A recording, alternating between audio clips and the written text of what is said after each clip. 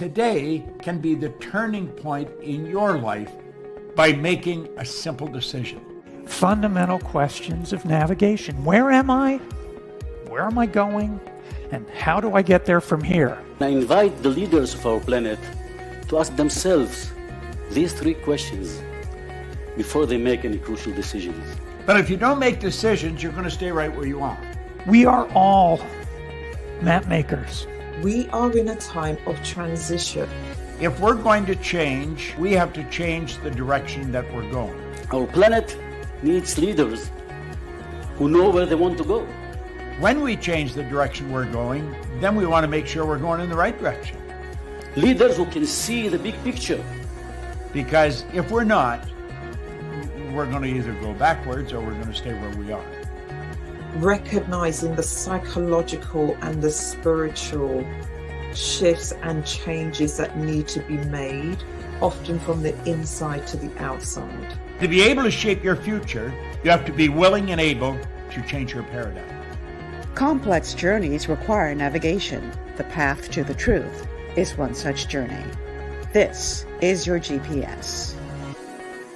Hairstyling services provided by J.D. Edwards Salon and Spa, Palmdale Shopping Plaza, Madera Street. Accessories provided by Chevette Williamson Jewelry. Standout jewelry for standout women. Wardrobe provided by Bahari Bahamas. Visit shopbahari.com. Good morning, everyone, and welcome to GPS Global Paradigm Shift on Glory 93.9 FM. I am your host, Michelle Malcolm, and as always, it's a pleasure to be in your company. Thank you so much for tuning in today. All righty, we got some ground to cover. We're calling this show today Political Chess Games, Pandemics, Politics, and Power. The three P's. And in this instance, they're all intertwined. And we're going to be talking about that today and exactly what that means, what that looks like, and what it could mean for you and I here in the Bahamas. Now, my guest today, he and I have been talking about this now since I was on the station that I came from, the other place, right? From way back when. He and I were talking about these political chess moves, and he made some predictions that were, I mean, on point to almost to the letter. Yeah, I think he was off by one day of that original prediction in terms of what was happening here in our country. And it seems like, once again, stuff that he has said on this show it looks like it's coming to pass. Love him, hate him, or in between, you cannot deny that my guest today, C. Alan Johnson, is a man who has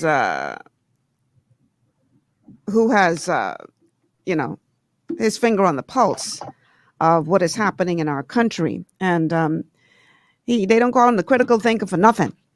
And C. Alan is back on the show today, and we're talking political chess moves, pandemics, politics, power, and how they all intertwine. And so, welcome back, C. Alan. Thank you once again for having me. Okay, the last part of what you said dropped off. But before we dive into hearing what you keep talking, Michelle. Give me opportunity to go to my piece. Yeah, what I'm going to do in the meantime is I'm going to go, to our first our first clip.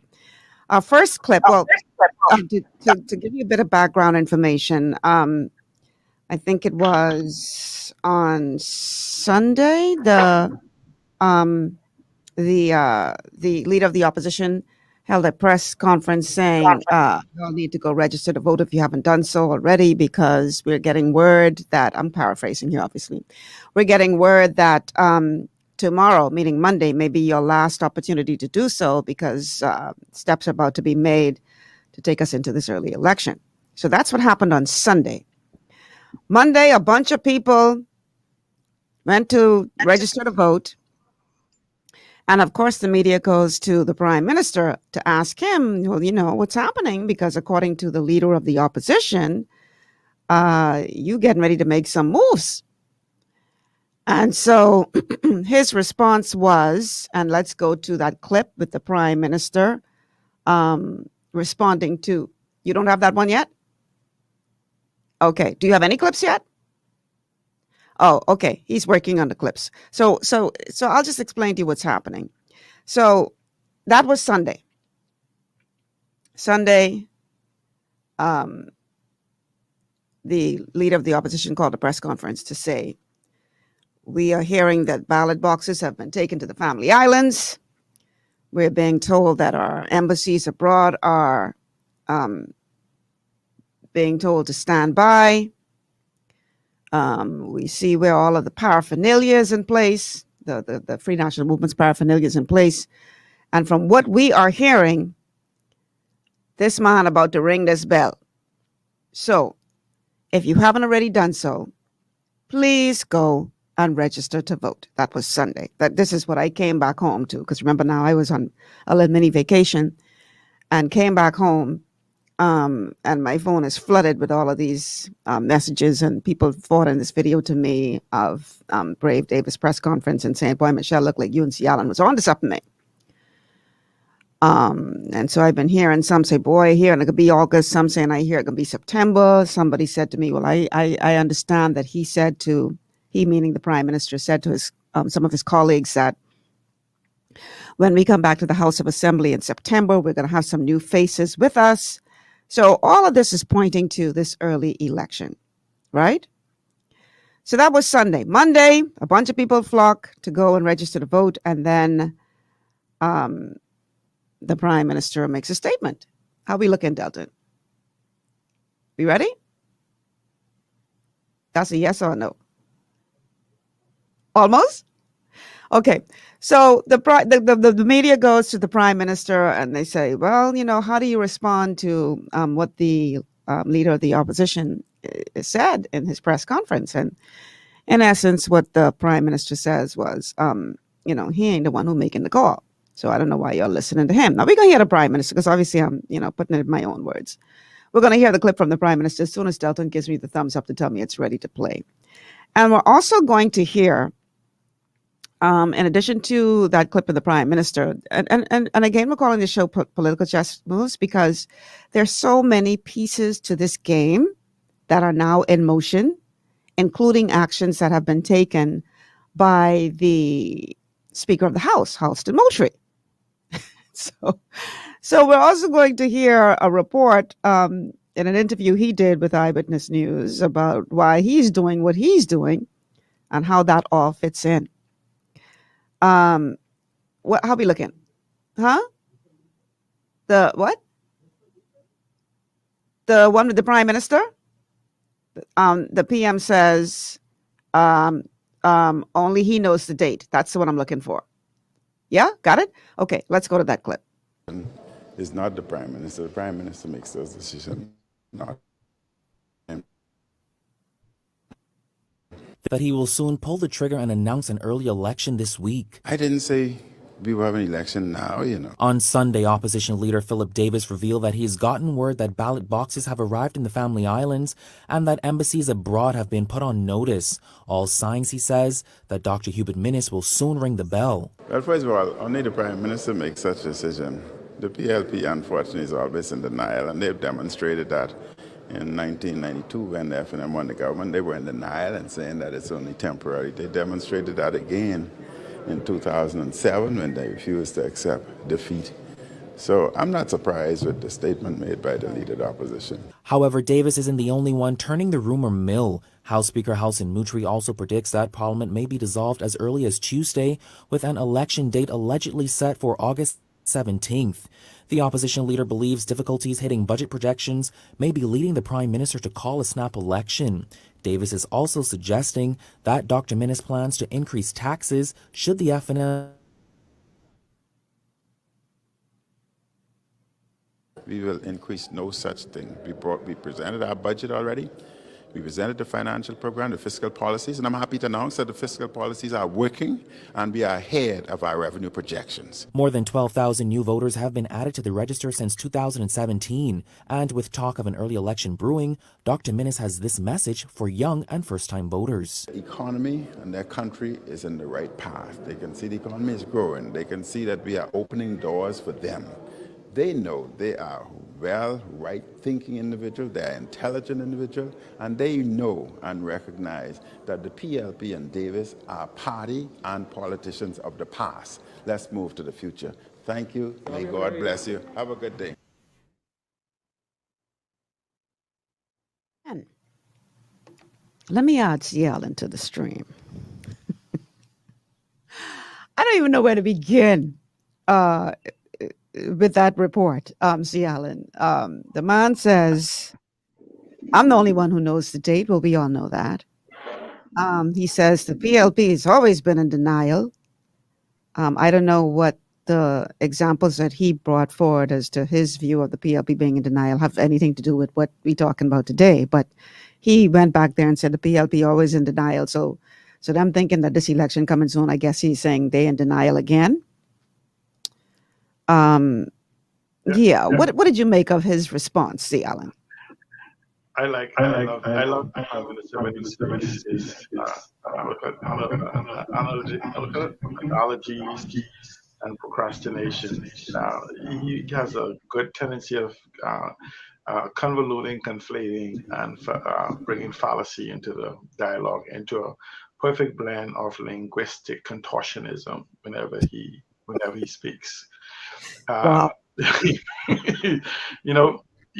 it's funny though. I think somehow, and I often tell people that most people consider Minnis a liar. I personally consider Minnis a BS artist. And the difference between a liar and a BS artist is that a liar knows when they're lying. A BS artist don't know they're lying. They just do it. It's kind of like that guy in your house.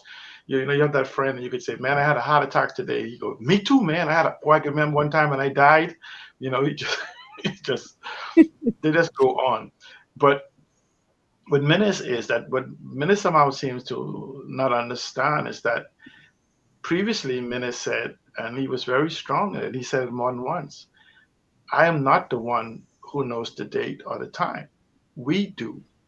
Now, we know what the Constitution says, but what he was alluding to was that cabinet and his colleagues together collectively would be making the decision on the election date. And then he comes back after saying that, and he goes, the prime minister, knowing it's him. I love the way he talks about the third person. And then he goes back to we, and then he comes back to saying the prime minister. It's the same thing he does with the title of competent authority. It's I, then them, us, me, we, I, us, them, we. There's no consistency in his storytelling. And so, I said to people all the time, there's no variation in the truth. And so whenever I hear a variation of something you said to me before, then I basically write it off as the truth is absolute. There's no deviation or variation of what the truth is. And so essentially, as we begin this conversation, we'll see why all signs point to what it is. Clearly, Dr. Minnis could very easily, he's governing for the people, not against the PLP. He's governing for the people. If there's an uneasiness in the people that you govern for, your job is to soothe that and go away, make it go away. If the Progressive Liberal Party is running around telling an untruth, telling people to prepare for an election that you are the prime minister, maybe you're not the prime minister, but you should speak to the prime minister, verify that if it's true or not, and then tell people, please go back about your normal lives, prepare for the reopening of the economy, prepare for this, prepare for that, because the election is nowhere as close as Mr. Davis and his band of men and women are saying. It's a very easy statement to put people at ease. Clearly, Dr. Minnis has to watch television and has to know the uneasiness that is going on and the lost productivity of thousands of people in line. Wait a minute, maybe Dr. Minnis does know that those people have no jobs to go to, so they could stand in line. But and that's some facetiousness there. So what I'm going to say is that Dr. Minnis could very easily tell the people and just get rid of this anxiety among the citizens concerning that there's an election date that's impending. Clearly he has to know that there's going to be a level of diminished productivity in the country at a time when we could least afford it. We are in the process of trying to build, what he said, build back better, stronger together. But you're moving and the divisiveness of politics. And so now you're allowing this whole tool of politics to come into the public domain to create a divisiveness when we need to be coming together to supposedly build back better, stronger together. It's not showing the leadership, in my mind, of someone who wants to lead a country and bring them together through a period of crisis such as this pandemic. But again, for me personally, based on what the information I have, it's about personal survival, not about the people. Personal politics, not about people. I mean, clearly that's all it is about. But I want to disagree with you on one thing. You say the difference between the liar and the bull skate artist. That's what I can say, because it's a Christian station, so we ain't gonna call it nothing else, right? But guess what? This man knows exactly what he's doing. It's either that. No, he knows exactly what he wants to do. He don't know what he's doing yet. No, he, in terms of truth telling and being disingenuous, he knows exactly what he is doing. Now, either that, or it's 3 or 4 or 5 of them in there. Like maybe maybe he got a couple personalities. Personalities, yes. All fighting for space in one body. I would remember I would go with the personalities, because he has often said the competent authority, the prime minister, and Dr. Minnis are all separate people. For 3 or 4 and they're fighting for space, right? But this is the same man who said, a week or so ago, I would like to urge all potential voters to please go out and register as soon as possible. Didn't he just say that? Yes, yeah, absolutely. That was the prime minister talking. When we saw that clip was Dr. Minnis talking, or maybe the competent authority talking, or maybe the citizen, the pre-citizen talking. So here's what I suggest. I suggest that all those personalities have a committee meeting, so they can get on the same. One time he did say one time they was going to. He did one time in Parliament say he was going to. They need to have a little caucus so they can all get on the same page, because all these personalities are confusing people. Now, one of those personalities is the competent authority or / the doctor. I ain't sure which one this is speaking in this clip I about to play. But Delton, I want you to play the clip of where the man say, we got 2 pandemics. Yeah, play that one for me, please. In popular misunderstand, we're in 2 pandemics. The vaccinated individuals are now out of the pandemic. The pandemic is finished for the vaccinated individual. The non-vaccinated individuals are still in the pandemic. And therefore, it's essential for us to aggressively, of which we're doing, to aggressively pursue vaccines so that we can vaccinate our populace as quickly and efficiently as possible, so that they too would move into the vaccinated portion, thus the non-pandemic. See, I thought it was important to play that, right? Because if I had just say what he said. That wasn't a doctor. Well, it couldn't have been. But if I had just say what he said, Delton, people was going to say, Michelle, you need to stop telling lies. Right? So it was important for you all to hear that come out of his own mouth. Now, that couldn't have been the doctor talking, because if that was the doctor talking, he need to go turn back in his medical degrees what he got, because I might as well be a doctor. Because I know that is impossible for that to be true. So it couldn't have been the doctor talking, right? I don't even know if that was the competent authority talking. I personally believe that was the politician talking. No, well, that one too, talking. Right? But that obviously was the politician talking, because as you have said in conversations you and I have had, he has clearly been using this pandemic as a means to hold on to power. Now, Absolutely. I need you to break down for our audience how you did for me the other night when we were talking about this, because you were saying in the beginning he was using the pandemic for a certain purpose, but now that has flipped on him. Now he got to try to find a way to use the pandemic for the very opposite reason. You could explain that? You remember what we were talking about? Yes. Yes. Explain First, it let to me my just go back to First, let me go back to the two pandemics. In audience. fact, we are now learning that vaccinated people are actually slingshots for the viruses, more so the Yes, they Delta are. variant, Yes, they are. because essentially they are now silent carriers. Before the other variations, we could actually see the symptoms of them, whatever they have. Now they are becoming asymptomatic. And so now we're giving them certain rights and privileges to mix among even the non-vaccinated. And so they're becoming slingshots and super spreaders in our community. And Before you so go we're on, going to help individuals. stick a pin in that right there. I want you all to go back to the show that I did with Gerd Vanden Bosch. I'll have to look up to see which date that was. It was on a Wednesday, and he explains in detail what C. Allen just said, why it is a mistake to do mass vaccinations in the midst of a pandemic, because all you are doing is creating the perfect breeding ground for mutations of the virus. Go back and watch that show. But you are absolutely on point, C. Allen. Right. So they are now the super And spreaders. this is scary. Right. And this is the scary part, because we are now inviting 7 million plus people back into the country on the basis that they are vaccinated. In a country where the prime minister is promoting vaccination, and even a fantasy, the prime minister says, if the United States is going to agree for 300,000 of us to go to the U.S. to get vaccinated, wouldn't it be easier for them to put it on one of their helicopters and bring it all here to the Bahamas, as opposed to us spending $90 million for airline tickets to go and get vaccinated? No, because he's trying to put it as an incentive, a free cruise. You get a free cruise if you get the vaccination. You always see how this thing go. Okay, so That's what he that's does. it. So He now said we might they even get a shopping. they talking to cruise ships to see if they'll take thousands of Bahamians to Florida on a cruise to go get the job, when you could just simply put the vaccine on a plane and fly. Yeah. Listen. 60 miles away. This man really believe people stupid. I'm so tired of this. I am so tired of these people insulting my intelligence. What happens is essentially now the ban on conch is beating us here.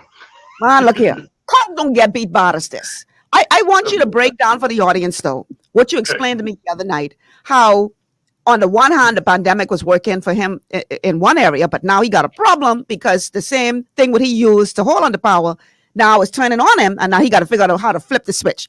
Explain that for my audience, please. Ready.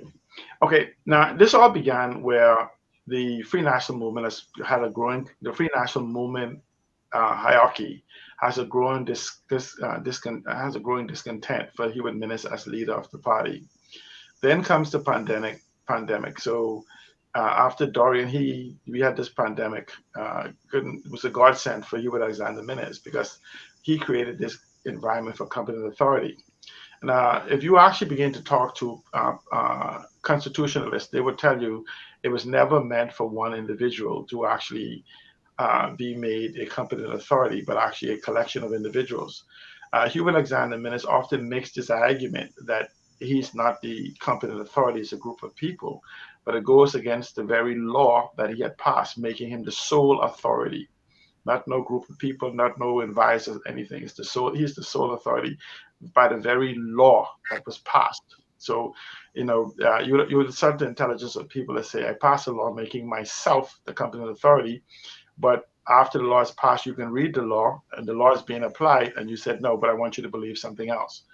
So what the competent authority did, it actually suspended the constitutionality of certain rights and privileges. And a lot of times, individuals begin to think it suspends exclusively the rights of individuals. It practically suspends the entire Constitution.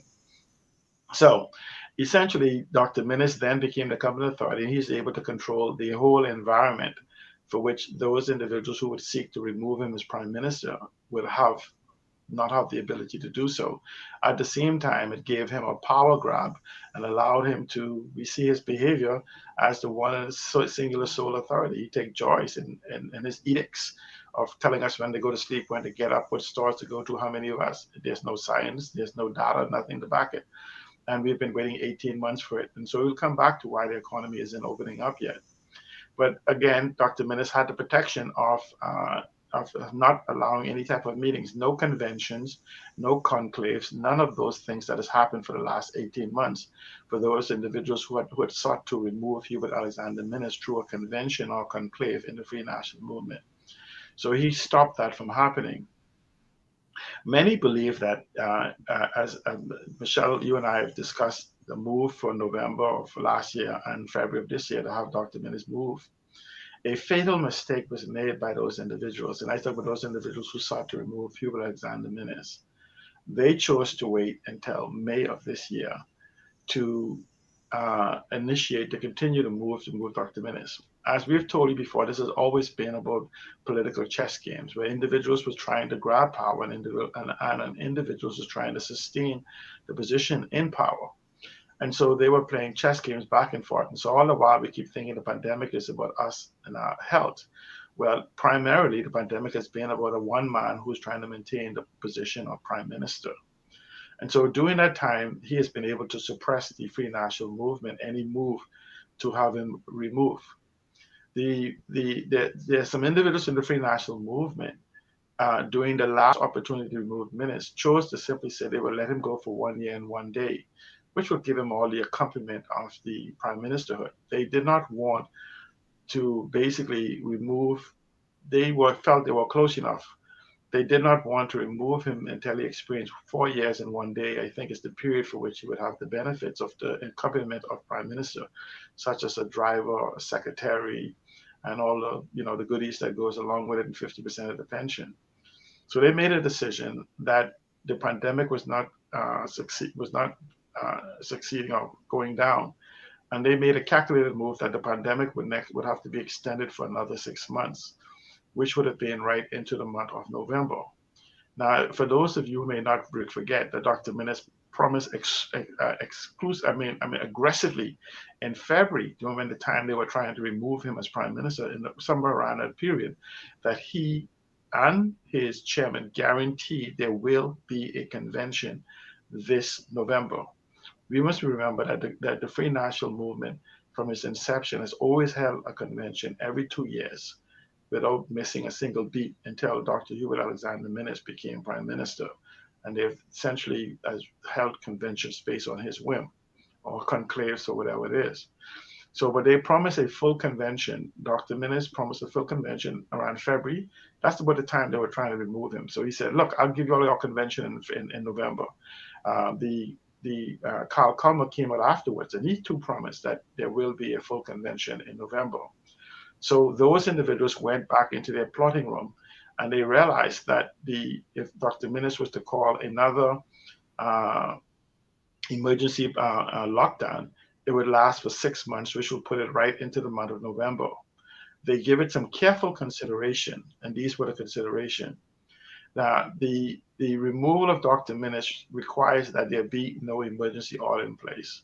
It requires to be a regular type of environment, because they wanted to go into the House of Assembly and have a vote of no confidence.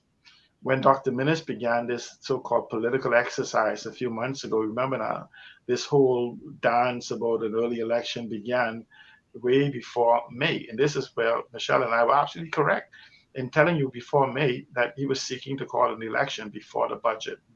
Well, the third wave began, which actually brought an end to that possibility of him calling it. And so he had to move for another lockdown. This is where the FNMs who were seeking to remove Dr. Minnis saw the opportunity. Once he extended another 180 days, which would have moved it into May, they would then have an opportunity to keep lockdown and go straight into a convention. But there's one caveat that a lot of behemoths may have overlooked, which they did not. They intended, with all of these dissatisfied individuals, 6 or more, plus cabinet ministers, etc., they were going to have a vote of no confidence in Dr. Hubert Alexander Minnis during this second, or what they call this next phase, not second, but next phase of lockdown. So now let's keep in mind, it would have went from May to November. So they would have moved in the month of May, after the budget debate, to call for a vote of no confidence in their leader, Dr. Hubert Alexander Minnis, knowing that he already added some more fuel to the fire of his dissatisfaction among MPs. So you people would have asked, okay, how would that work? Very easily. In the pandemic, you can still have a vote of no confidence in the leader, but there's something as a protection that a lot of people don't realize the Prime Minister have, that this is the gun that keeps a lot of the other MPs at bay. It's number 72 and number 73 of the Constitution.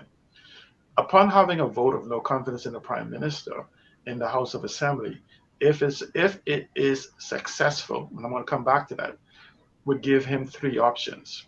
One, to do nothing and be replaced or be reappointed. The second option is to resign. And the third option is to call an early election. Now keep in mind, there are the three choices.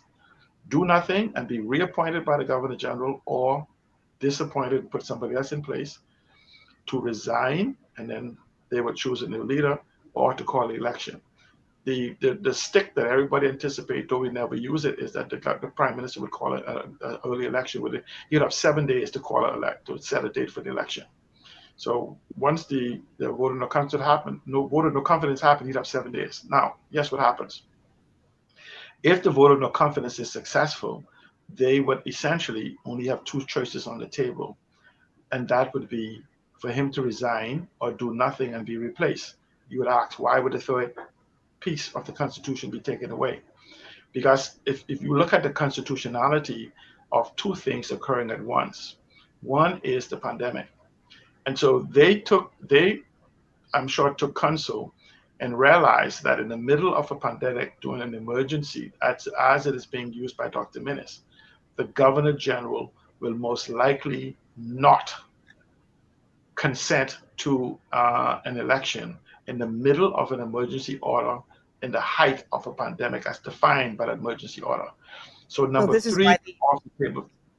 So this is why we're hearing that this emergency order is going to come to an end in August. Yes, and this goes to what is happening. Now, when Dr. Minnis got the light that they were going to move and the emergency order was expiring, him and I'm sure his wise counsel, the Attorney General, simply hatched upon how to get around this. And so instead of coming with 180 days. Okay, hold on. Stick a pin in it right there. They hatched a plan on how to get around this. I want you to describe that plan on the other side of the break. But we got to take a break. It's 11:44. Should have done that 14 minutes ago. So let me take this quick break. And then when we come back, I want you to talk about that plan that was hatched, and I want you to break that down for the audience, all right? So stay with us. This is GPS on Glory 93.9 FM. We'll be back after these words from our sponsors.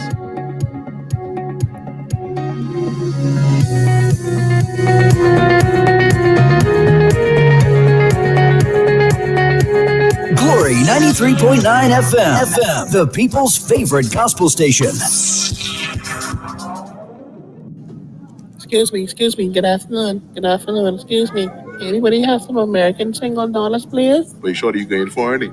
No, hey, my mommy sent me to the cooler ice machine, but I only have Bahamian money. Oh, well, tell your mommy she late it. There's take Bahamian currency now, child. You heard right. Cooler Ice Bahamas now accepts U.S. and Bahamian currency.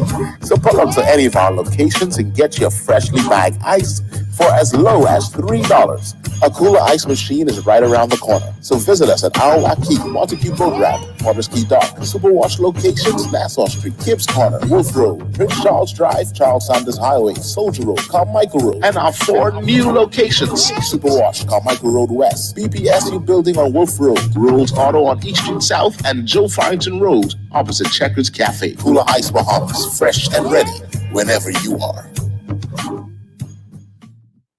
For all your building needs, it's Carib Construction and Project Management on Gladstone Road.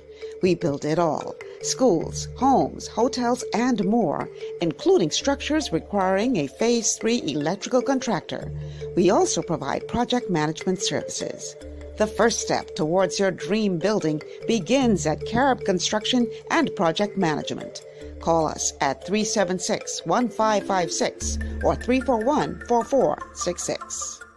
Executive Printers is your one-stop shop for all your branding and customization needs. Letterheads, envelopes, business cards, invoices, share and gift certificates, rubber stamps, vouchers, funeral programs, brochures, flyers, banners, and promotional items like mugs, water bottles, mouse pads, and key rings, all with personable service and great quality. No project is too small or too large. For great turnaround and competitive pricing, make an executive decision. Call us at 393-5011. At Lee Air, safety is our number one priority. Flying since 1996, we offer scheduled flights into Fresh Creek and Mangrove Key Andros and Great Harbor Key, Berry Island, twice daily, 7 days a week. Affordable charter services are also available to anywhere in the Bahamas and the Caribbean. Lee Air Charter Services. Call 225-3267, 702-7127, or 322-1317 for reservations. Your body's immune system is under constant pressure from things like stress, lack of exercise, and toxins in the environment.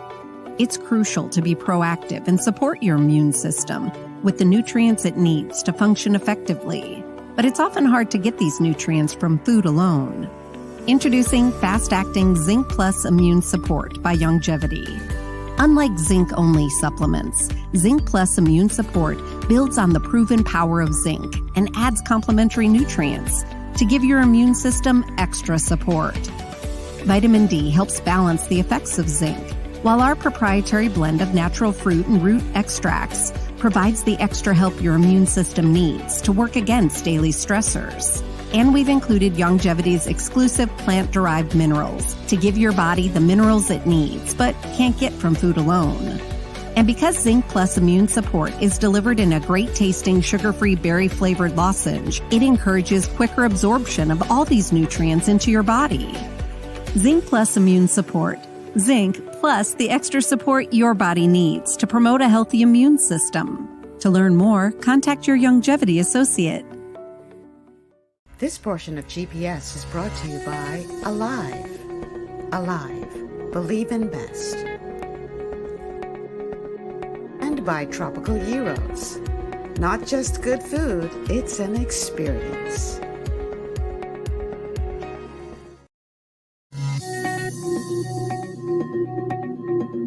Welcome back to GPS, Global Paradigm Shift on Glory 93.9 FM. I'm your host, Michelle Malcolm. And my guest today is C. Alan Johnson. Our topic is political chess moves, politics, and power. That's what we're talking about today. So prior to the break, C. Alan, you started to talk about this plan that was hatched between the Prime Minister and the Attorney General, allegedly. So tell us the details of that plan as you know it. Yeah. There's two groups of planners. It's those who seek to remove Hubert Alexander Minnis as Prime Minister. Let me go rehash their plan. Their plan was that once Dr. Hubert Minnis called another lockdown for 180 days, which would have taken them into November, they would then use that opportunity to remove him as Prime Minister using two steps. I'm going to come back to those two steps. But Dr. Minnis got a win of the plan. That they had these two steps they want to use. Maybe I should explain the two steps first. Okay. The two steps that they want to use was one, they were going to go into the House of Assembly during this 180 days of lockdown, knowing that during the lockdown during the pandemic, the Governor General would not have been inclined to allow number 73 2 or whatever it is in the calling of an election within 7 days by the Prime Minister to occur, because it would have been an emergency and there would have been a need to suspend the rights of citizens, and that include the right for them to vote, to go out, because the competent authority could not have been the person who would be challenged for leadership, would have to then have the dictator tell them what times they could vote and where they could situate. So they understood that no election would be consented to during a lockdown. So should they have been successful in having a vote of no confidence in Dr. Minnis, they would have allowed only two choices, and both of those choices would have removed him as Prime Minister. The beauty about this plan, however, is that if they were unsuccessful, they were not able to remove him in a vote of no confidence, he would then become hard-pressed in reshaping a cabinet that going into governing going forward under the emergency order. And he would have been challenged to actually revoke that emergency order. For the mere fact of the reasons why he would be doing it, it would be known to the people. Yes, would have happened. The emergency order would have extended into November. The FNM would have then had their convention with or without Dr. Minnis' consent. Now, you would ask, what happens? Dr. Minnis would have entered into a convention as a wounded creature. And they would have simply went into the convention and simply say, in spite of Dr. Minnis surviving a vote of no confidence, we have to remove him as leader because we cannot go into an election in the next few months with a leader saying we support a leader who we had a vote of no confidence in. And so it would have weakened him to make it easier to remove him at a convention. So they would have had two bites at the apple. One on the floor of the House of Assembly, successful, or whether they were successful or not. If they were successful, they would have had a new leader. If they were not successful, they would then have a second bite at the apple where there would be very few people who can argue that you could go into a convention with a group of individuals who give a vote of no confidence in a prime minister to then turn around for them to say they support him and he's the best person to lead.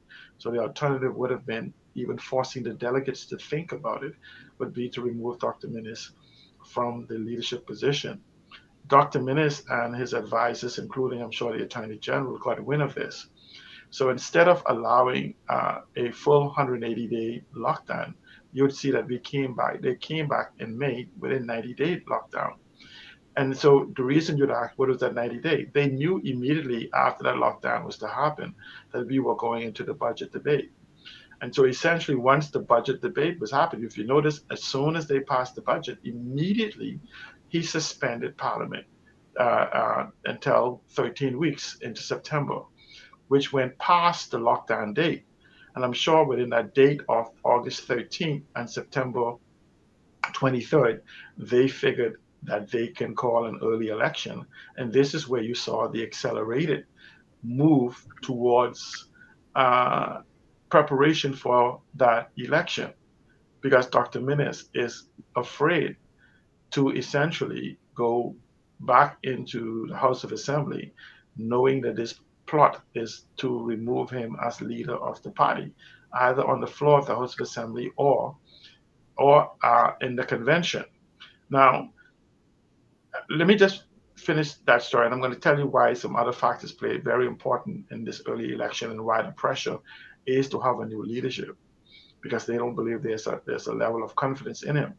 And so again, to Dr. Minnis and his advisors hatched the plan that we will not allow a vote of no confidence on the floor by having a 90-day, by suspending for 13 weeks past the 90 days that they set, the arbitrary thing that they set in place for the 90 days to occur.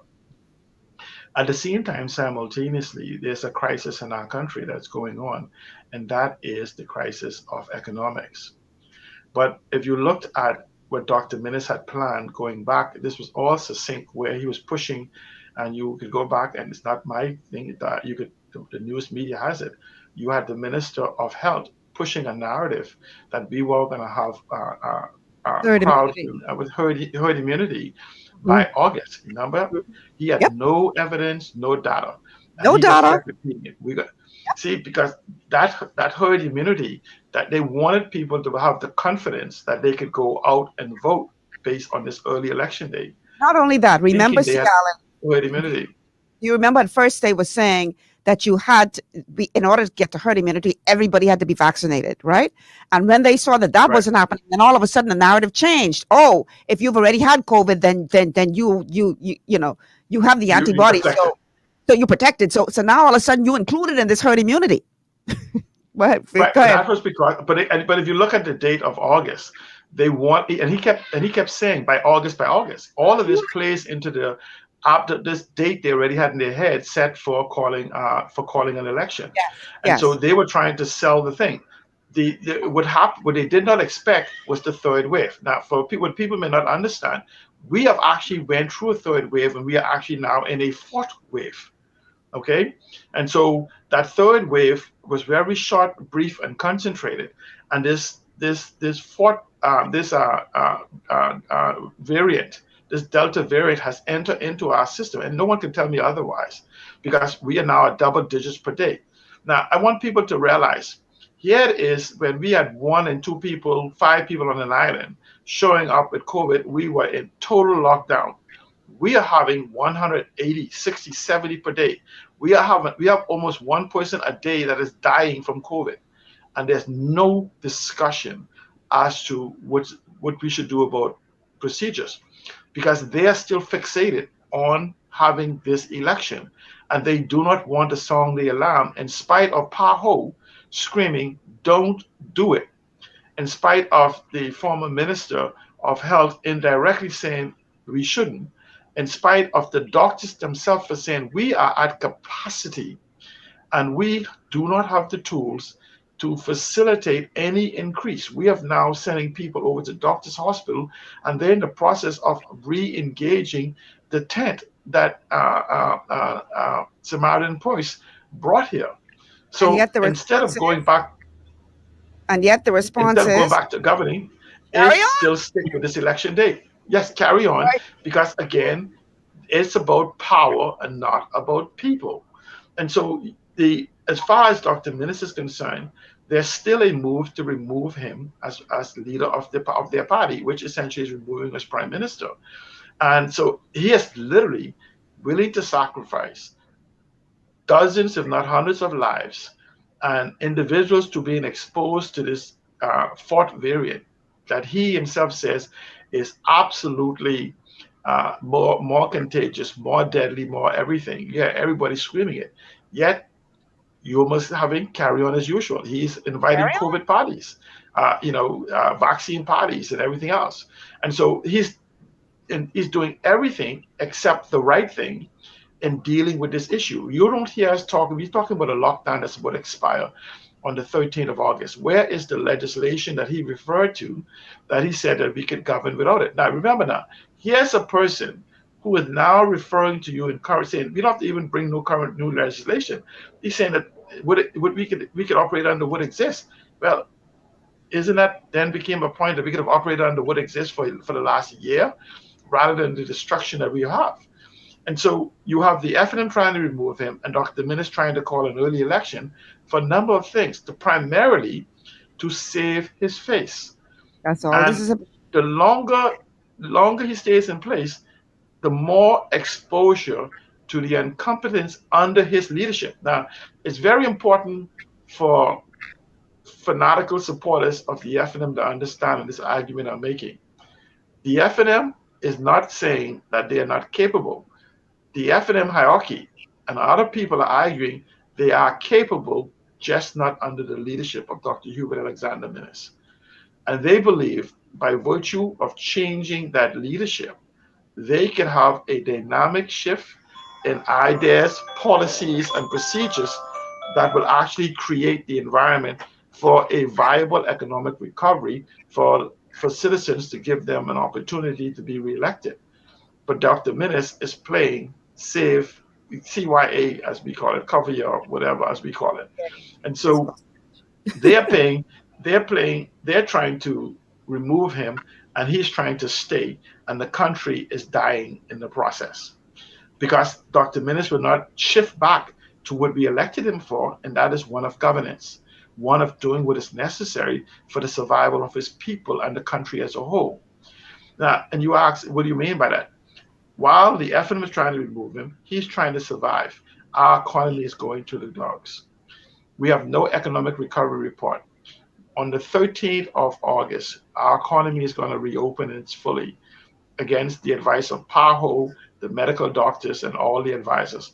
Do you notice that we're no longer having these conversations from the COVID team, et cetera, to have conversation? I put to use because none of them would sacrifice their professional integrity to tell you in the middle of a massive outbreak under this Delta variant that they would support the position that Dr. Minnis have. They already stretched their credibility in the last statements they had, they went like almost in the grade, like you said, they went to the show and put their toe in the water.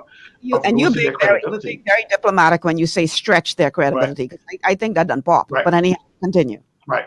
And so, but they're saying, they're pulling back. They're saying there's no way we could go and justify not having any data, not having any policies, procedures, or any strategy to deal with this variant. And we can go and tell people it's okay. It's absolutely fine for the economy to open up. Where's Dr. Regis? Where is the other doctor that we pay as a consultant? Where's these consultants? Apparently, if Dr. Minnis is consulting with these so-called authorities, these authorities would not be in the public domain saying opposite of what he's saying. We're saying that we don't have enough nurses. Doctors are overworked. We don't have enough doctors. You had the Minister of Health screaming, "Oh, we're going to be trying to see if we can hire as much of these new doctors that just finished their pass-through or whatever." And so we are in a crisis, not faced by our country in the history of the Bahamas. And we are not getting true leadership coming from Dr. Hubert Alexander Minnis. And the FNMs knows this. And I would find that even the most hardened fanatic can refute anything of what I'm saying concerning our preparedness to open up our economy to an all-out, having no authority to tell anybody wear a mask, having no authority to tell anybody to social distance, having no authority to tell people not to have parties, no authority to tell people not to go into clubs or restaurants or any major opening to the beaches or movie theaters. That expires. So under what authority would you then now tell people when we are in the largest spread of this in this pandemic? And so there has to be another play, and the only other play could be politics and not the lives of people. And so when we begin to look at so what you're saying is the very thing that he was using, manipulating to hold on to power, that's now turned on him. It's absolutely flipped.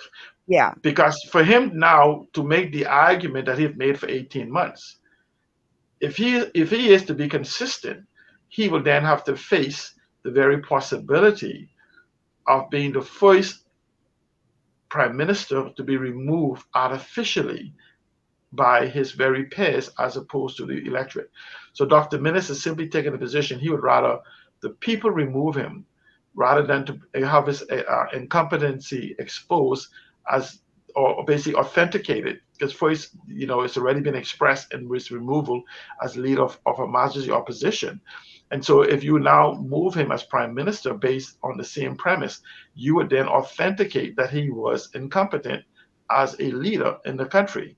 And so in spite of we all know of his incompetence, he believed that in our minds, or in his mind at least, he would be able to make the argument that the people move me, or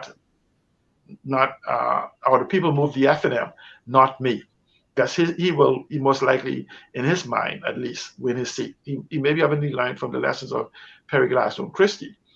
So if he could survive, he gets to say, well, they moved the FNM and I needed their support to be prime minister. So he gets to make that argument, at least in his head, that it's not because of my incompetence.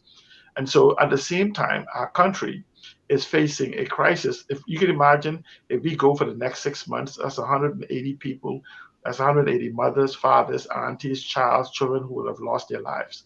The impact of that would be phenomenal. And if you begin to open up the economy and you have exponential spread among individuals that begin to mix, you could literally, at the hospital, they will have to make life and death situations. They'll have to look into the crowd and decide who lives and who dies.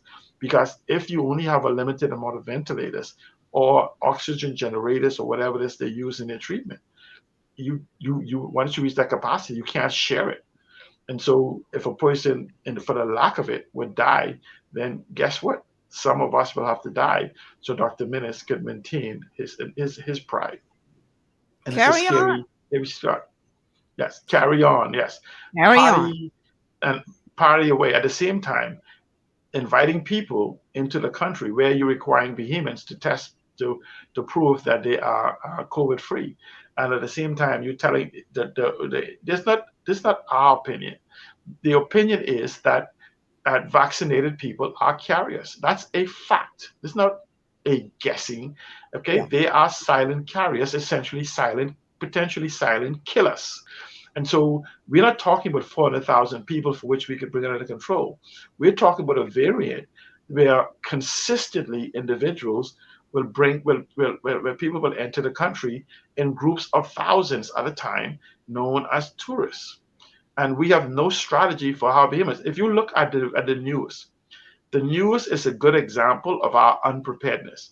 More than 50 to 75% of the people on the news have the mask under their nose. The number one entry into the body is through the nasal cavities. And so here it is, everybody's wearing their mask on their chin. We haven't even mastered the proper use of masks or of sanitation.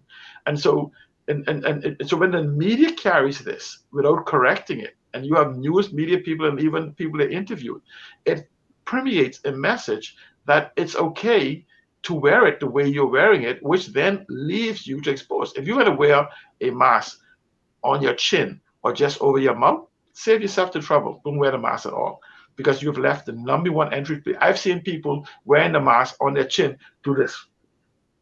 I was like, oh, so without sanitizing your hand, you just put it to your nose. Yeah. Quite frankly, the whole mask thing, I mean, the majority of the masks that are being worn ain't stopping the virus anyway. Hey, hold on a second now. Dr. Minnis started a new industry in this town. Yeah, he started a new industry, and that was all a fashion statement, because the microscopic virus easily penetrates through cloth. Come on. Absolutely. It does. All somebody has to do. Right. And so essentially what it does is the mask is a reminder, kind of like a guidepost. You know how it says yield? It's kind of like when you see the mask, it clicks in you to, okay, separate. So it's kind of a reminder, like you say, the mask becomes a tool in reminding us that we are in the pandemic. And so if you keep the social distancing, right, but if you keep the social distancing, it doesn't prevent you.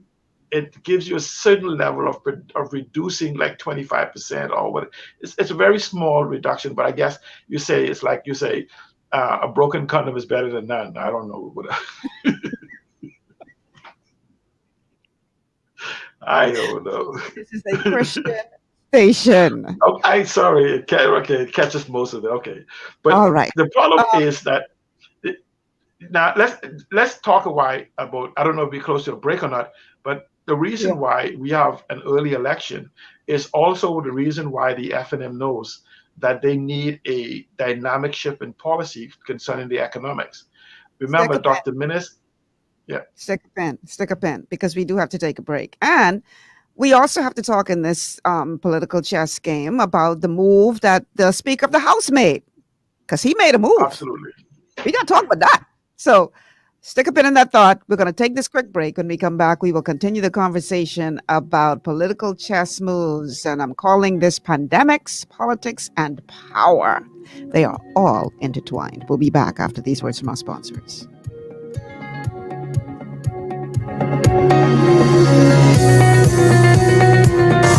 Best dressed, hats off, looking like I walked out of catalog. Everybody wanna know where I got it from. Catwalk, boutique, where we make fashion statements. Catwalk, boutique, where we make fashion statements. For the latest styles in women's clothing and accessories, visit Catwalk Boutique on Robertson Road East at the Helron Plaza. At Catwalk Boutique, we make fashion statements. Looking for an extraordinary junior high school with caring, qualified staff and affordable tuition? Then come visit us at Elite School of Excellence, an affiliate of First Step Academy. ABECA-focused and Ministry of Education approved, we foster discipline, integrity, and wisdom while molding our students for success. Call us at 341-8846 or stop by First Step Academy schools on Fire Trail and Soldy Roads for more information. At the Shirley Street Plaza, you'll find Le Petit Gourmet, a small cafe that's big on flavor. Handcrafted delights made with love will not only please your palate, but feed your soul. Call us at 394-1251. 8 to 12 minutes is all it takes for a burglar to rob your home or business. Security Systems International provides professional and affordable solutions for both. Call 396-5000 for your customized quote. Gwen's Alterations provides professional services for all your tailoring needs, including face masks to keep you safe and in style. A stitch in time saves 9. So call us today at 393-6227. Escape from the city life to Bacon Air Beach Resort in Pirateswell, Mayaguana. Relax in one of 16 air-conditioned rooms just steps away from the ocean. Enjoy scrumptious dishes in our waterfront dining room. Sip on a tropical cocktail, or if you must, stay connected with wireless internet. Nestled on one of the most beautiful beaches in the Bahamas, Bacon Air Beach Resort offers a unique vacation experience. For reservations, call 339-3726 or 463-0182. Your body's immune system is under constant pressure from things like stress, lack of exercise, and toxins in the environment. It's crucial to be proactive and support your immune system with the nutrients it needs to function effectively. But it's often hard to get these nutrients from food alone. Introducing fast-acting Zinc Plus Immune Support by Longevity. Unlike zinc-only supplements, Zinc Plus Immune Support builds on the proven power of zinc and adds complementary nutrients to give your immune system extra support. Vitamin D helps balance the effects of zinc, while our proprietary blend of natural fruit and root extracts provides the extra help your immune system needs to work against daily stressors. And we've included Longevity's exclusive plant-derived minerals to give your body the minerals it needs but can't get from food alone. And because Zinc Plus Immune Support is delivered in a great-tasting sugar-free berry-flavored lozenge, it encourages quicker absorption of all these nutrients into your body. Zinc Plus Immune Support.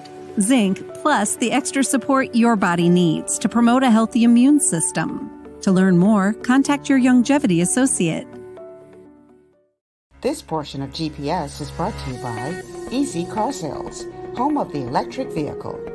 Visit easy242.com and free yourself from gas.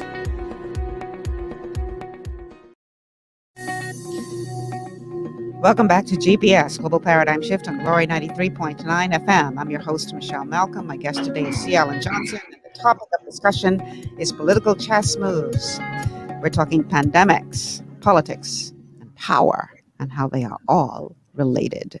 Our telephone line is 828-3543, 828-3543, 828-3543 is the number to call, 828-2543, 828-2543.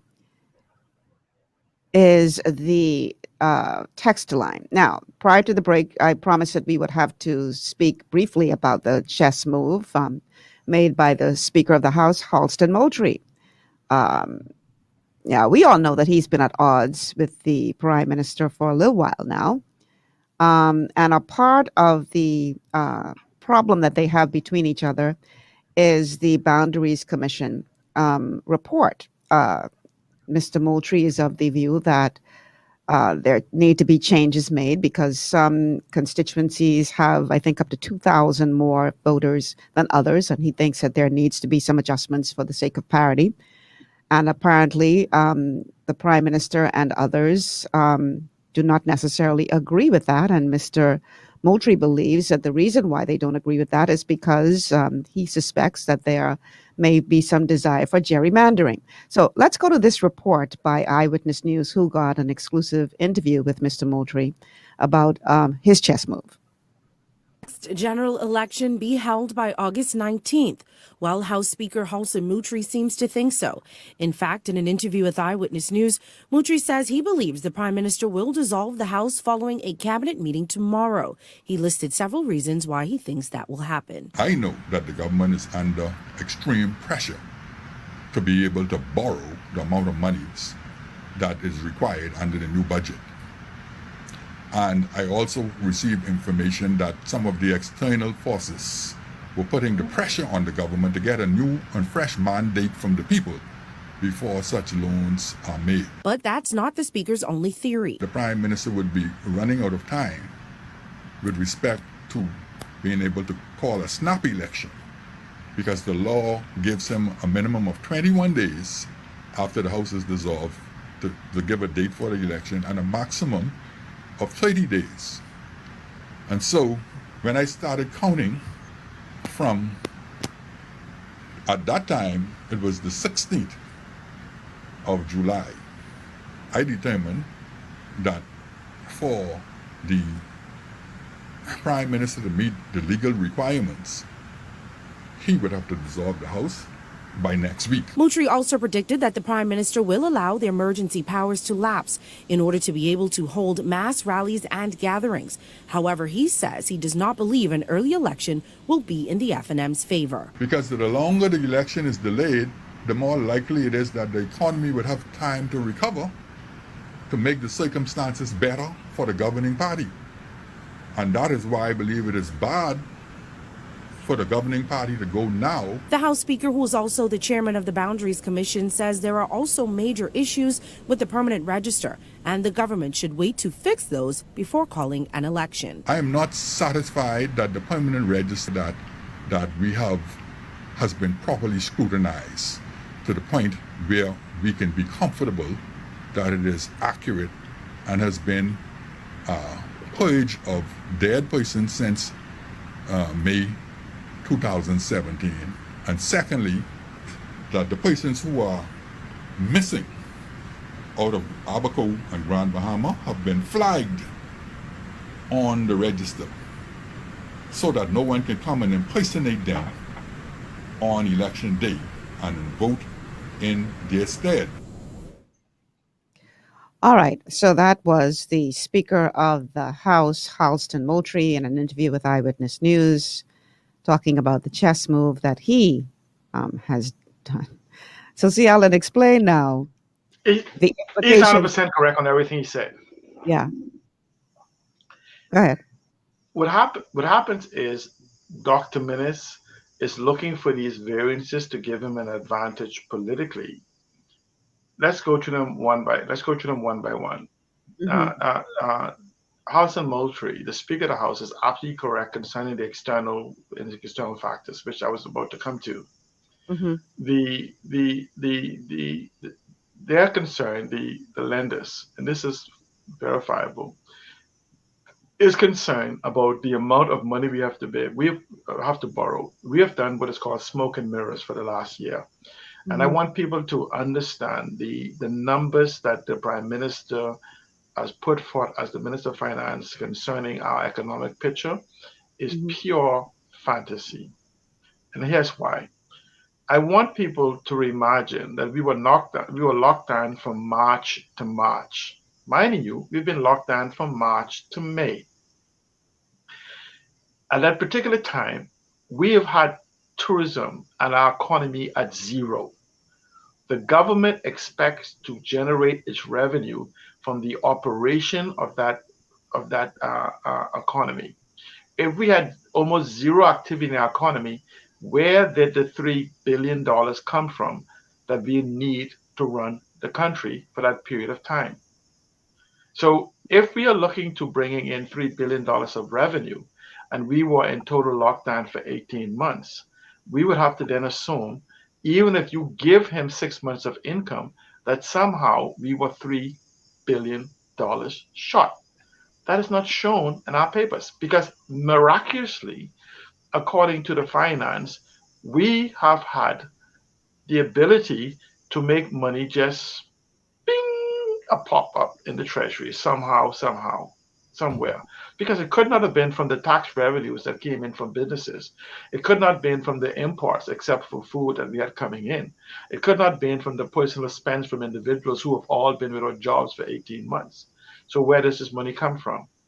And so we could lie to us, but the international people who lends trillions of dollars, they are watching the numbers. They know that conversation you gave the parliament, that's for your people.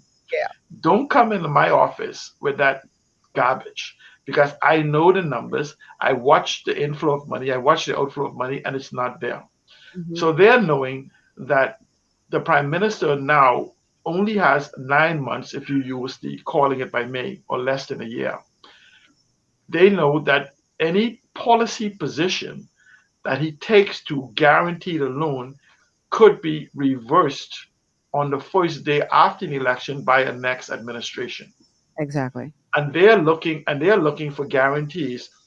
How can you guarantee me that this policy position would be adhered to by another incoming administration that is not you? It can't be, because our Constitution, in spite of the stories we hear about not being able to change contracts with foreign investors and all these other different things, because we changed some of them, the Constitution does not allow one administration to bind another administration. Okay, so if the PLP comes in and they decide that they don't like this policy position, they change it. What if another fantasy of alternative parties comes in and they are totally lost as to the way the economy works or what to do? They simply know that, okay, they'll just come in with torches and burn the house down, because the arrogance of their ignorance will only put our monies in jeopardy. These people don't lend us money because they like us. They're in the business of making money. And so, being that Dr. Minnis cannot give them a policy guarantee position, they have not been forthcoming in expressing interest in buying the current debt that the Bahamas government has. Now, we only need now to look at the local cabal. I call them the local banking cabal. The government is now looking for bridge loans funding, and a lot of Bahamians don't pay attention. They're so busy surviving that they don't pay attention to the business section. I invite people, when you buy the newspapers or you go to the website, read the business section first, then go to the gossip and the news and the make-believe. But in the business section, by reading the business section and paying attention to what's happening with the central bank and other banks, you begin to realize that the banking cabal in the Bahamas have not taken the government up on providing its bridge funding since the budget has been passed. The government of the Bahamas needs about $700 million to $1 billion worth of bridge funding until they can get these other loans to come in, because you cannot continue paying the civil servants. Civil servants, pay attention to me, please. You need to talk to your unions, because you guys are in bigger trouble than the union may have let you know, or maybe the union don't know themselves. But the government now needs some bridge funding, some money in the bank, because I'm sure we are at the capacity of our overdraft with the banks. And so we need to buy down that capacity so we can begin to use that overdraft again until we can get some international funding. It's called an election. So what happens is that the banks themselves are looking for what they call a parachute safe clause. They want to be able to have it's a word for it. I don't know. It's not mad, but it's a way, like, guarantee a way out. So essentially what happens is there's no one bank that would give the government bridge funding. The government will put out there, look, I'm looking for $800 million, $700 million. And all the banks in the cabal would get together and says, I'll put $50 million towards it. I'll put $20 million towards it. I'll put $150 million towards it. I'll put, whatever amount towards this amount that the government want. But they're looking for an exit clause. The banks always look for an exit clause. And the government cannot give them any exit clause, because the government cannot provide any source of revenue that can guarantee when it's time for this loan to be called, the government can pay on demand. So the government now has... They have to have a new money. Yeah, so because essentially the government can't... So the last thing Dr. Minnis needs is that in the next month or so, that civil servants can't be paid. Now I want you to imagine this. Civil servants already stretched to their capacity, some of them lending money to family and friends and children and everything for them to survive. You try having them where they normally be paid on a Thursday, mess around and let that money don't hit the bank by Thursday night, and see the trouble you'll have on Friday morning. And so essentially, the government itself is also out of an option of coming and giving what is called a sovereign guarantee, this exit clause, to these individuals from the local banks, as well as having the international people have a confidence in the economic plan. Now, let me explain to you why I say it's confidence in the economic plan. Because essentially, the government is basing a policy decision on taxing the people. And Brave Davis is absolutely correct. I mean, with all due respect, I would say to you that the PLP will be faced with no other option but to raise taxes themselves. And they can say it's the F&M fault. They say it's Minnie's fault. IMF will be here. So it's Minnie's fault.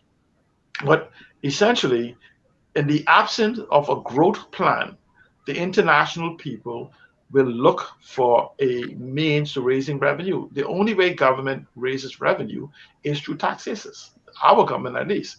So exactly without this growth plan, this is where the Economic Recovery Committee is supposed to come in. If there's a strategy strong enough and viable enough for the international people to buy into it, then we can simply continue the battle of Minnis preserving his leadership, as opposed to both Minnis preserving his leadership and the company and the country that's burning. Now, it's important for us to realize the relations between the two of this. So instead of governing, Minnis and his administration knew this for at least a year. Every single month, the financial secretaries and others keep a daily account on where we are financially. So the Minister of Finance absolutely knew exactly where we are. But instead of focusing on bringing resolve to the crisis, the impending crisis that we were coming to, he has spent his entire time focusing on protecting the position as opposed to protecting the people. And so we have no strategy for the opening of the economy. We have no strategy for the economic rebuilding of the economy. We're going back to the same old stories of RCI or RCL in Grand Bahama, the hotel, the harbor. You see him digging in all of the things on his desk that was before him to see if he could just throw it, manure to the wall, see if it stick type of environment, whether they have funding. So it's just an economic chaos that the country is facing, and we have no strategy to get us out of this. The most important thing we need now, we need to face the economic reality where we are and tell Dr. Minnis, and actually we need to tell the F&M MPs individually, that we don't care about the honorable member from Kalani.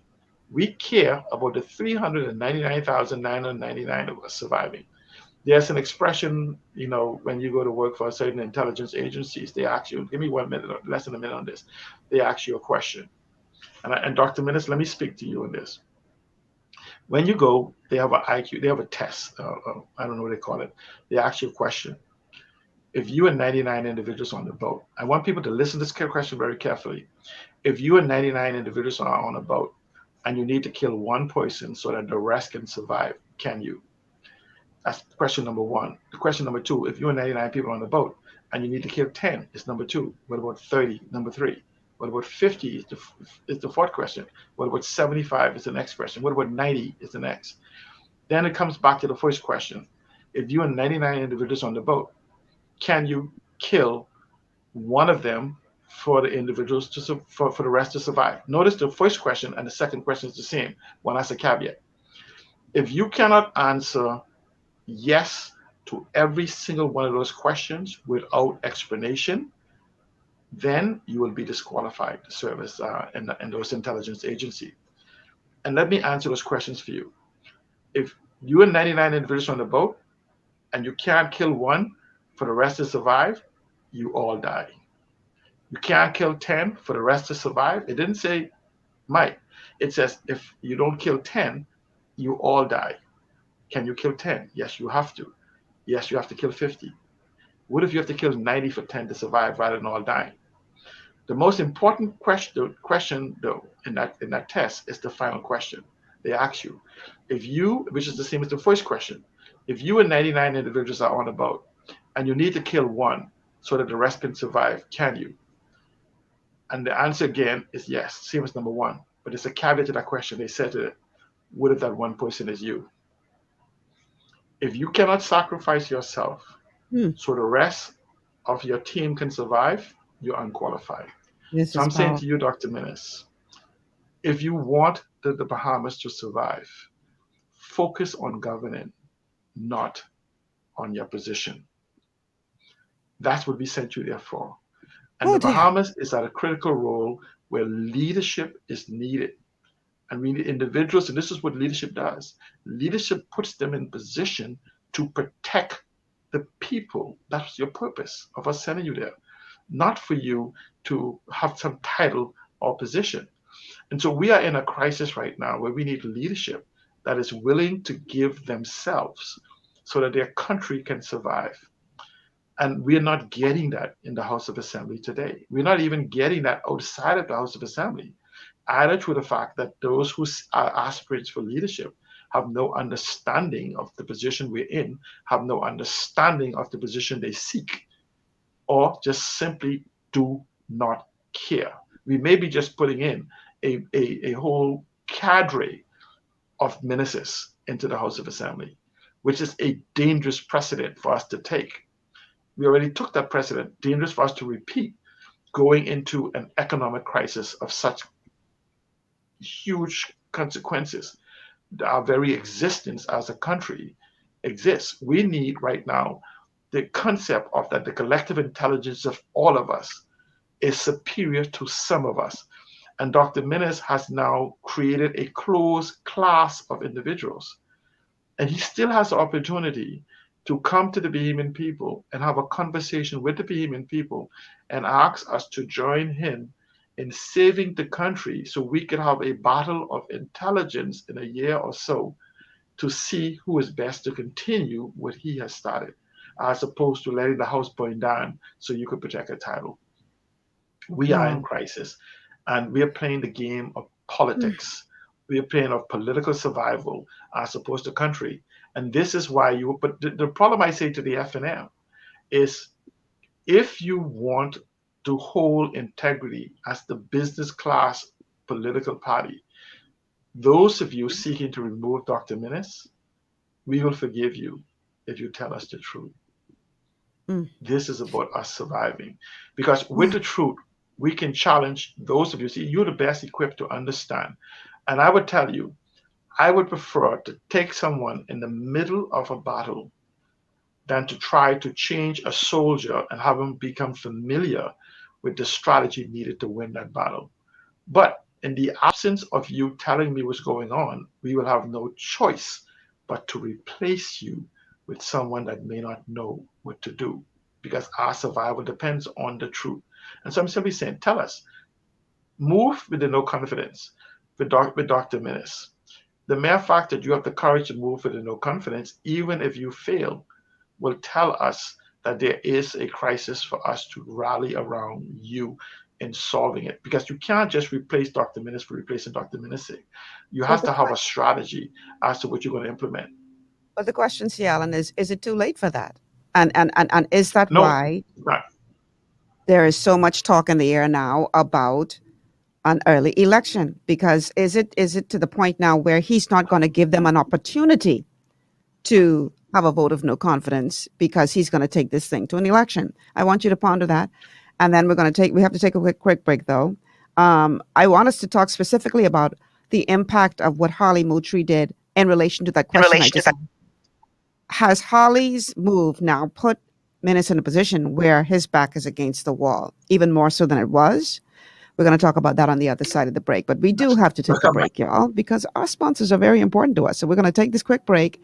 And then on the other side, we're going to continue with this conversation. The show today is Political Chess Moves. We're talking pandemics, politics, and power. We'll be back after these words from our sponsors.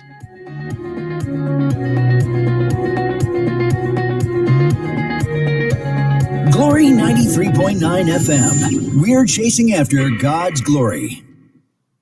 Ocean Blue is the best in seafood. Hey, hey. Fresh out the water and affordable too.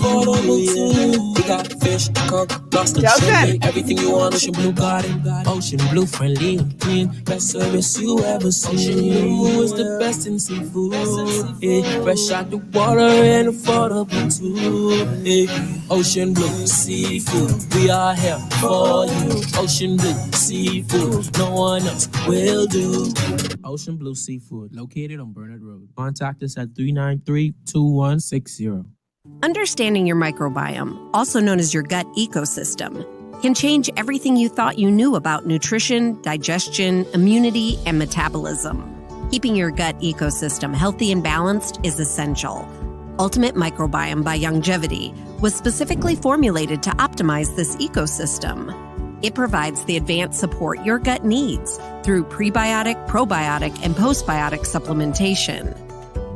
Our unique blend of probiotics includes Lactobacillus and Plantarum, healthy bacteria that can help prevent harmful bacteria from taking over your gut. Increasing your gut's population of beneficial bacteria creates a more balanced gut microbiome, which has been shown to aid in weight loss, skin health, sleep, mood, and may even help with seasonal allergies. Ultimate Microbiome also promotes the production of postbiotics. Postbiotics are key to help regulate your gastrointestinal health. To enhance digestion, Digizyme Multi-Enzyme Complex, a blend of 5 specific enzymes, has been added to Ultimate Microbiome. It can help break down food so your body can better absorb nutrients. Plus, we've added our proprietary I-26 Hyperimmune Egg Powder to aid in the elimination of disease-causing gut bacteria and help your body balance its immune response.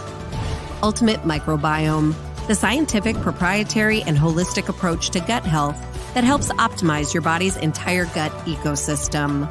To learn more, contact your Youngevity associate. One of the things I love about the Mailboat is their relationship with Bahamas Air. I can earn travel points on my international freight and redeem them when I fly. For me, online shopping is easy with Mailboat's U.S. addresses and regular freight delivery to Nassau. Plus, I can always prepay customs and freight, and they always notify me when my package arrives. Yeah, a lot of people think the Mailboat is just for shipping, but they also offer a safe and secure storage facility at affordable rates, all in a central, convenient location. We also offer passenger service into Freeport multiple times per week with a seating capacity of over 450 persons. With family movies on large screens, one hot meal included, and on-board lounge for snacks and soft drinks. We're the Mailboat. We're bridging people, products, and places.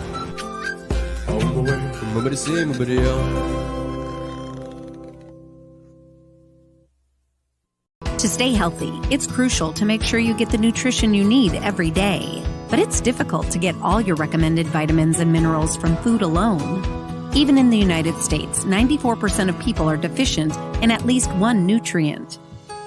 Beyond Tangy Tangerine 2.0 by Youngevity is a simple, convenient, and affordable way to help your body get the essential nutrients it needs.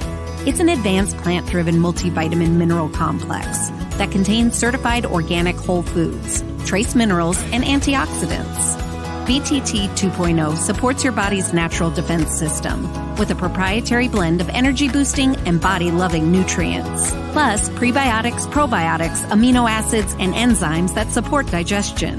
With an unusually high ORAC score of 8,000, you get even more antioxidants to help combat free radicals that can cause damage to your cells.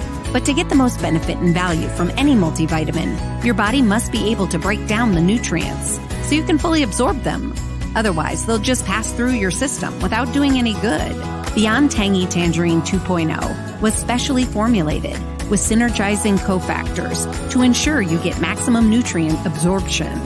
Beyond Tangy Tangerine 2.0 is the easiest way to give your body the balance and complete daily vitamin mineral supplement it needs for optimal support of your overall health. To learn more, contact your Youngevity associate. This portion of GPS is brought to you by Tiki Bikini Hut at Junkanoo Beach. Great food, cool tropical drinks, and family fun in the sun. And by BMP Liquidators. High quality furniture and home goods at very reasonable prices. Speculation continues to mount that Prime Minister Dr. Hubert Minnis will prorogue the House tomorrow. Some may be of the view that this process will automatically mean that a general election will soon follow.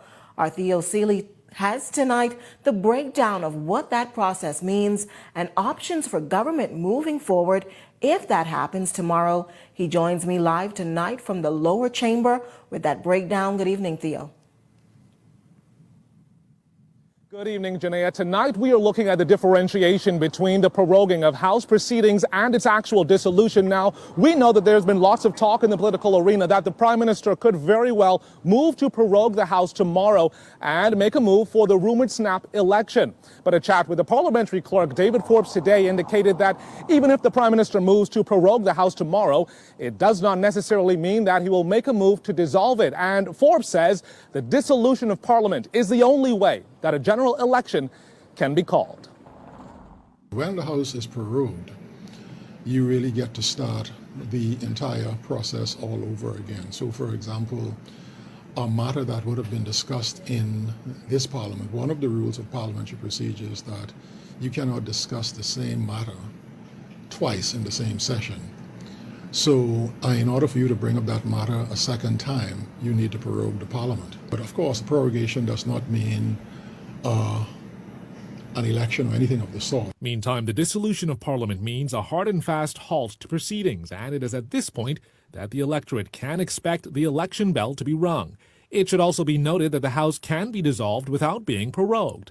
Now that that's been clarified, Forbes explains when the electorate can take a prorogation as a writing on the wall for an impending dissolution and a general election. When you have a prorogation approaching 5 years, you know that the dissolution will be following shortly thereafter. The Parliament is scheduled to be dissolved in the year 2022. So if you get a prorogation now, it may go into an election, or they may decide to come back and wait until 2022 to dissolve the Parliament. Now, if the House is prorogued tomorrow, there are two proclamations that will have to be made.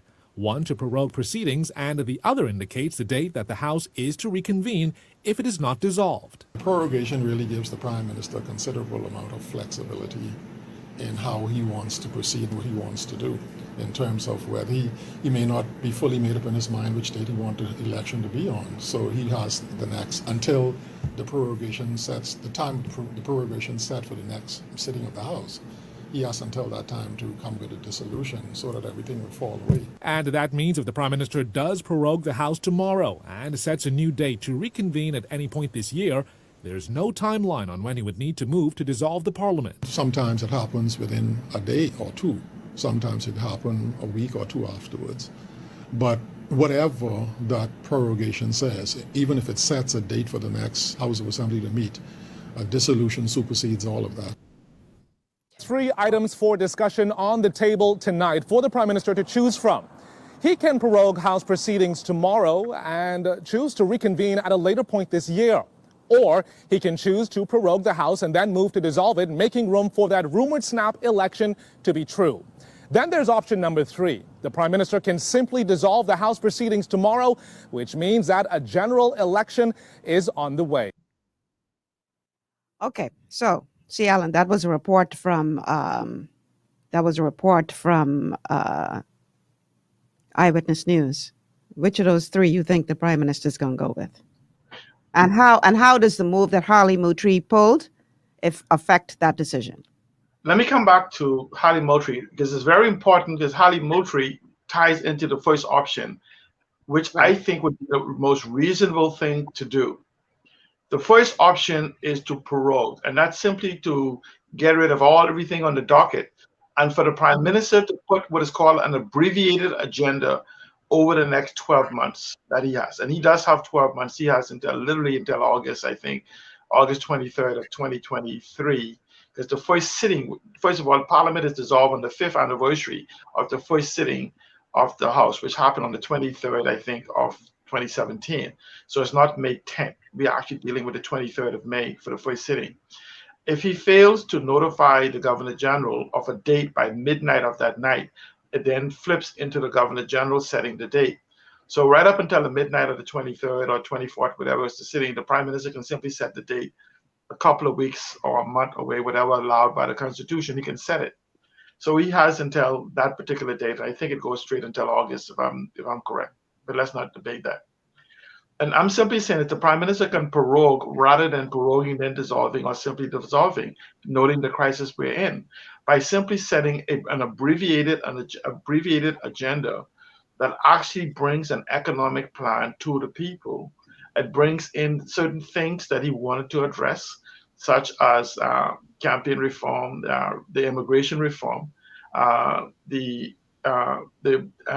accepting what it comes from the boundary, which comes back to how the House and Moultrie argument concerning parity and equity in governance. And so what does it mean by that? It could very well mean that based on the numbers, and we've had almost 54,000 individuals based on the population that is registered. We have this, I think like 15,000 or 50, I don't remember the figures, but it's a 15,000 and 35,000 of individuals all under the age of 35 that is registered since 2017. If we don't have proportionately 30,000 or 50,000 people that died, and I don't think it has occurred, automatically it would mean an expansion of either the number of representatives, because we could bring parity at least on New Providence. And there's always been a debate, and we don't need to get into it now. There's always been a debate as to what the Constitution meant concerning that parity, as they never intended for the power to run it, to lie on New Providence exclusively. So the argument that House and Moultrie makes concerning breaking up by Cal could literally be broken up into 5 individuals and put 300 or 400, whatever amount in it. And so this whole concept where we have, again, never really had discussions on the Constitution on how we did not need to have 5,000 on the Family Islands, but we need to have it on New Providence.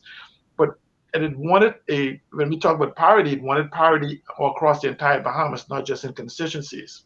That's why the Constitution allowed for smaller numbers in other constituencies in the Family Islands.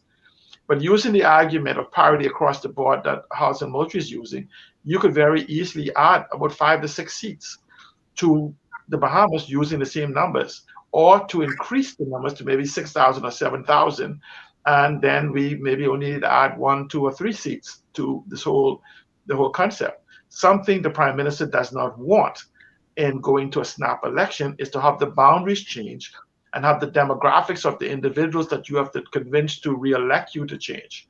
And so that is a concern. And this is why the pushback and the attack on House and Moultrie is, because if you have in your mind to run to an election, the last thing you want to do is change the dynamics of those that you're going to be talking to or who will be voting for you.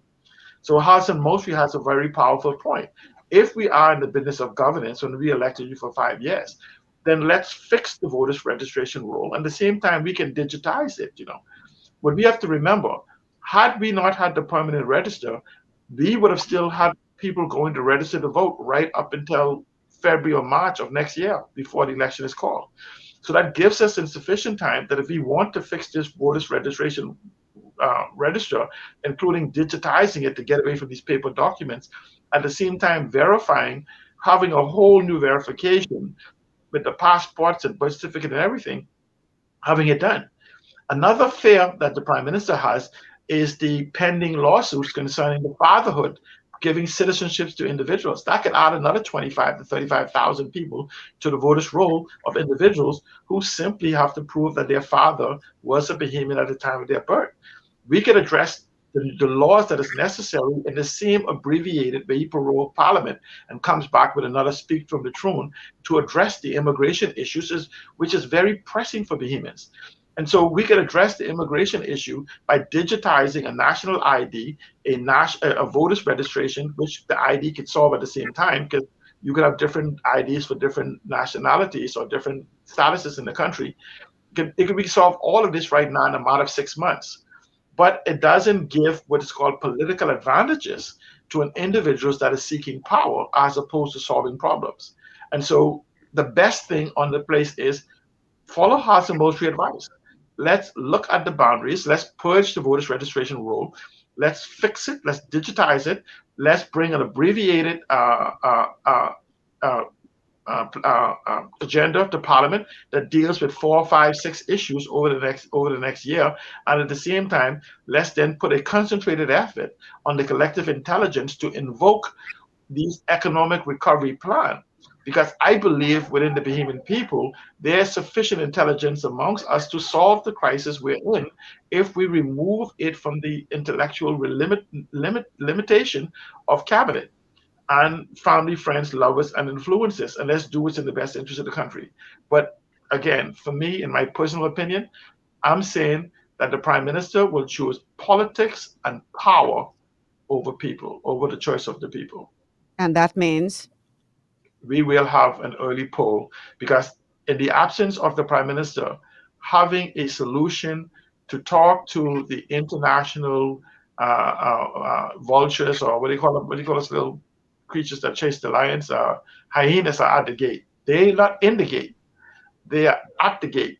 And so would we have, and I believe that we have sufficient capital, if you could convince the Bahamian people, whether it be the unions and the oligarchs, wherever we want in a structured environment, that there is a plan that gives them an exit, including the banks, that we can bridge more than the $700,000 or the $1 million that we need to get us out, because they can look forward to an actual economic growth structure that shows the rebuilding of the economy. Even if we go and embrace a built environment, because we say we need about 30, 40,000 rooms.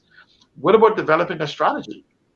But Michelle, he can also use this abbreviated thing to surrender all assets of the Bahamas, known and unknown, tangible and intangible, seen and unsealed, to a sovereign wealth fund, who can then leverage the 3.5 million acres that we have to buy the debt from ourselves by simply putting a value. If you take 25,000 or 50,000 acres of 3.5 million, whether it be land or sea, and leverage it at $300,000 per acre that we can make per year from it, we could very easily hit $15 billion, which could cover our $10, $11, $12 billion debt.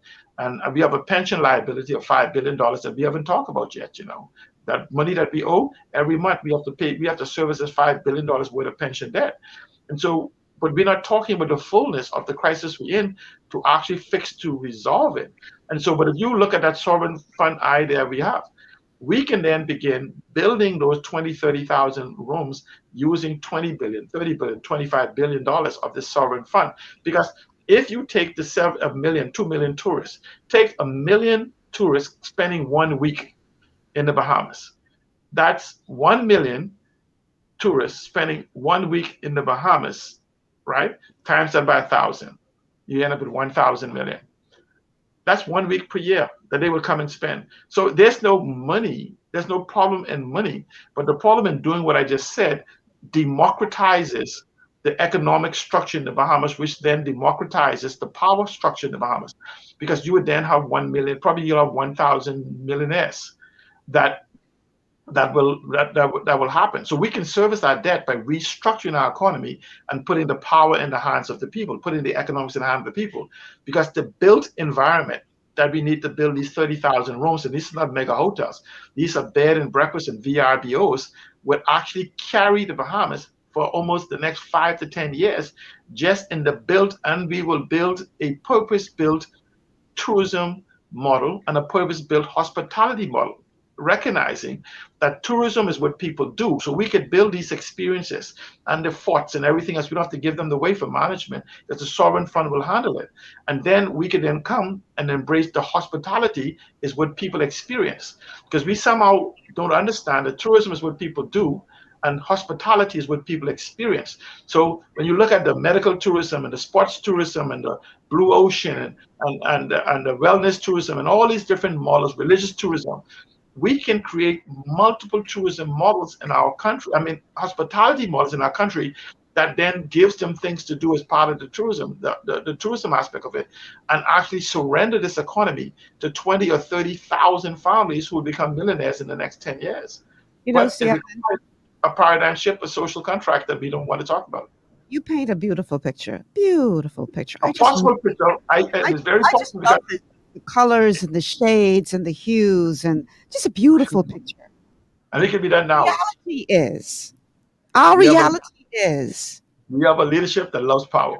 I'm sorry, I'm not holding my breath, because how long have we been promised some economic stimulus report? But pause that right there. We have never demanded it. And I think what it was Hudson Mosley said we have to demand other people. Yes, where the demand comes from. Frederick Douglass says, power concedes nothing without a demand. right? And I add to that, power does not concede to the demand of an emasculated constituent. What You does that can't demand? nothing from on your need. How do Huh? we demand? How do we demand it? Because we have the opportunity right now to shape the conversation. We have people knocking on our doors that we haven't never seen in our lives and probably will not see again for another 5 years once we elect them. We have the opportunity to now to tell them what we want, not what they are promising us. Now, you know, we have what we have here in the Bahamas. Imagine that some guy knocks on the door to you and says, Michelle, I have a cure for what you have. And you say, who are you? You say, do you know me? He says, no, I have never seen you before, but I have your name on a list of people who I could sell a cure to. And you go, but am I sick? And you go, I don't care. This is the cure for what you have. That's what the politicians are doing. So I'm simply saying is, if we know what the problem is, then what we need to do is stop allowing these political leaders to sell us snake oil and these charlatans who have the cure for something they don't even know that you have, to just now have a conversation and choose the message we want, choose the Bahamas we want. Then we can choose people who is competent and capable of doing it. Then we can use on a weekly basis to hold these individuals accountable. It's us. Anything that's been done to us is by us and with our implicit permission. And if we want the Bahamas, I think Selena said it best. If Bahamians are not prepared to fight for their country, they don't deserve it and they won't have it. And I'm simply saying is that we can fix this. Dr. Minnis is playing for politics. The other people are playing for placement. And we must choose to choose for people. The power of the people is and shall always be greater than the people in power. And that's us. The power is with us. And we just have to decide that that's what we want. So in other words, what you're trying to say is that we, the people, hold the checkmate. We just don't know it. No, we know it, but somehow, I'd say some of us don't, because we have been so indoctrinated. We have literally celebrated being freed from the chains, but gated, but in the fence. And some of us the chain has been released from the tree, and we don't know that we can even move around in the yard. Freedom is outside the fence, not the economic fence they build around us.